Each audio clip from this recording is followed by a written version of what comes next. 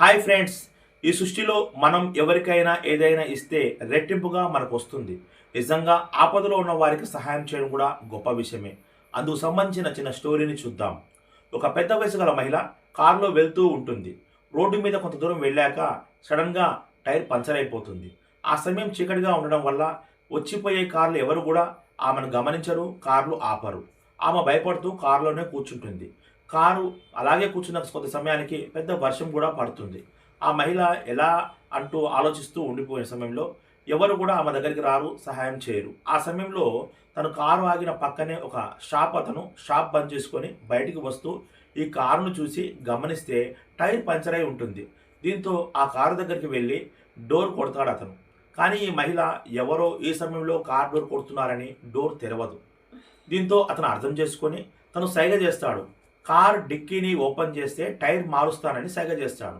ఆ సైగలు గమనించిన ఆ మహిళ కార్ డిక్కీని ఓపెన్ చేస్తుంది. దీంతో డిక్కీలో ఉన్నటువంటి టైర్ తీసి ఈ పంచర్ అయిన టైర్ దగ్గర ఈ టైర్ మార్చి రిపేర్ మొత్తం చేసేసి ఆ వ్యక్తిని తనకు సహాయం చేసినందుకు చాలా సంతోషం వ్యక్తం చేస్తూ తన పేరేమిటని అడుగుతుంది.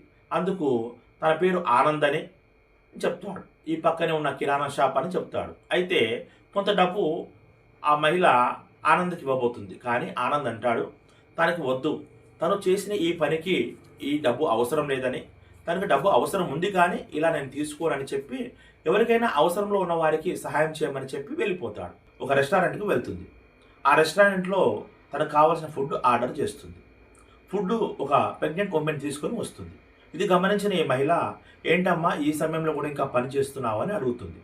అందుకు ఆ ప్రెగ్నెంట్ ఉమెన్ మాట్లాడుతూ నాకు కొంత డబ్బు అవసరం ఉంది, కానీ సెలవు పెడితే కుదరదు కాబట్టి పని చేస్తున్నానని తన డబ్బు అవసరం గురించి చెప్పి వెళ్ళిపోతుంది. ఈ మహిళ ఈ ఫుడ్ తిన్న తర్వాత బిల్లు కట్టేటప్పుడు దాంతోపాటు కొంత మనీని కూడా అక్కడ పెట్టి వెళ్ళిపోతుంది. ఈ ప్రెగ్నెంట్ ఉమెన్ వచ్చి బిల్లు తీసుకునే సమయంలో తనకు చెల్లించాల్సిన బిల్లు కన్నా ఎక్కువ అమౌంట్ అక్కడ ఉంటుంది. అది గమనించిన మహిళ ఆ డబ్బు తీసుకునే లోపల పక్కన చిన్న స్లిప్ కూడా ఉంటుంది.